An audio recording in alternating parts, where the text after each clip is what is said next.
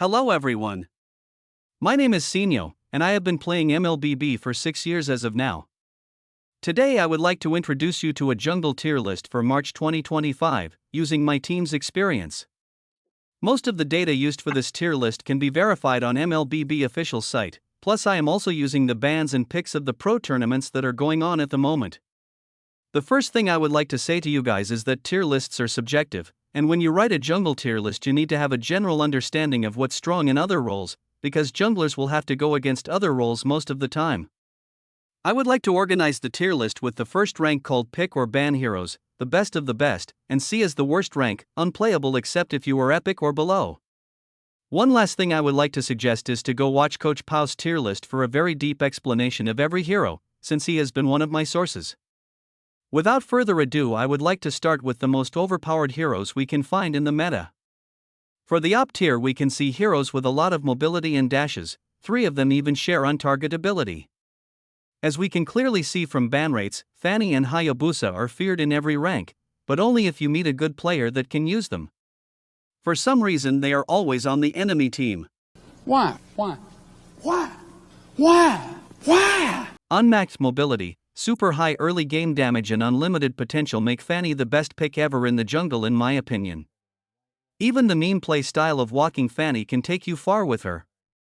Only problem is that she falls short in late game, losing to the other meta picks, like Hayabusa with his untarget ability and quick in and outs.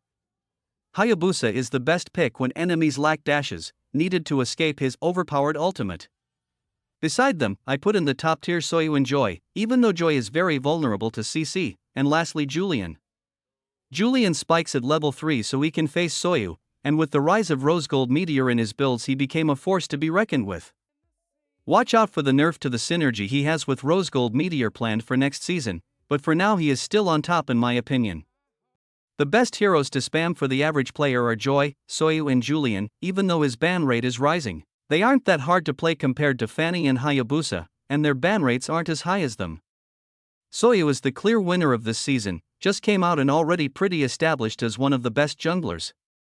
He is very versatile with his 2 forms, plus he has a good CC in his kit, making him more like a fighter/assassin.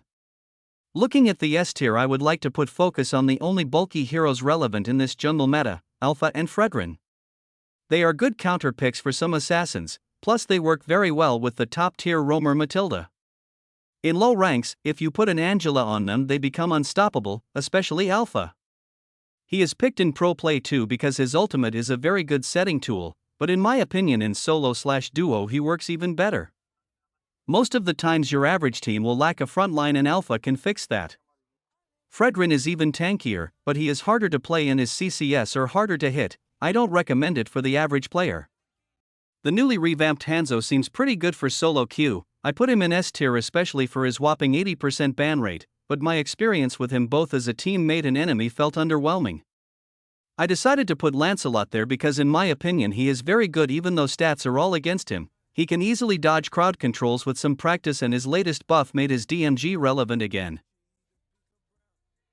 It pains me that in pro play he is kind of forgotten. I assume they have better options at the moment.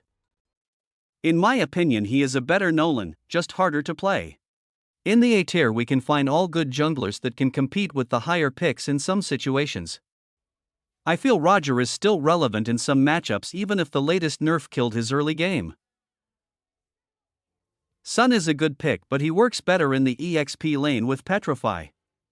YSS and Ling need a lot of farming to carry. They work well with a support roam and a team that can survive early game while they farm. They need a 5-man party in my opinion. Playing them in solo with the risk of encountering the Laylas and Mia's CEO of Dark System is undoable. Ian works fine as a counterpick to some marksman, support or squishy assassin he can one-shot, similar to Harley and Amon. Basha is a sleeper pick in my opinion. He has very good mobility and good damage, plus the anti-heal already built in his kit helps him a lot, since there is a lot of healing in MLBB at the moment. Plus, you can flex him as an EXP laner to confuse your enemies during draft. Bane struggles with builds in my opinion. His clear is good and he can split push easily so maybe he works better in the EXP lane and gold lane. But if he goes full physical damage build he can easily be melted and useless. A nice side note is that his ult works well against Fanny. In B tier we can see some picks that are relevant only as counter picks to other heroes. Martis has a very good early game, he destroys Hayabusa for example, but falls off badly even as soon as at level 10. Dareth and Jawhead can find some success with a full sustain build, but they are still too early game focused. That said, they can invade early and even build full damage sometimes, but they are too situational. Akai, Barats and Saber can work as counter picks to some top tier assassins, but their ultimates have too much cooldown. Barats is maybe slightly better because he can get huge and tank a lot in teamfights, and he can also be flexed in EXP lane like Basha. That said, I have to admit that in low rank Saber can easily be classified as a tier or even S, because people do not counter him with Purify and tank junglers. If Saber cannot trade 1 for the enemy carry he becomes absolutely useless, but if he can, his team will easily win all team fights.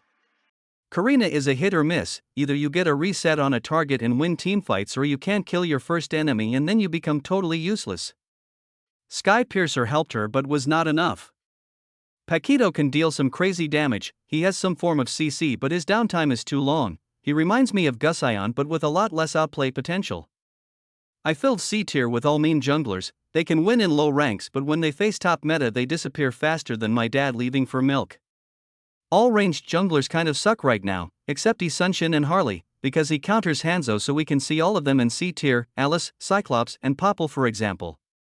The only usable ones are Freya, but she needs very good farming and a Diggy or 0 CC from enemy team. Balmond, the only tank in the game without a CC, is only good for objectives, and in some situations Hellcurt, but every other assassin in the game is superior in my opinion, plus he needs Petrify. Then we have the stars of Dark System, Zilong and Alucard, their clear is super slow and they always throw themselves recklessly into fights. They easily die to hard CC and anti-heal. Leomord has the same problems, even though he is a little less used, and from time to time a cracked Leomord main will appear and destroy games.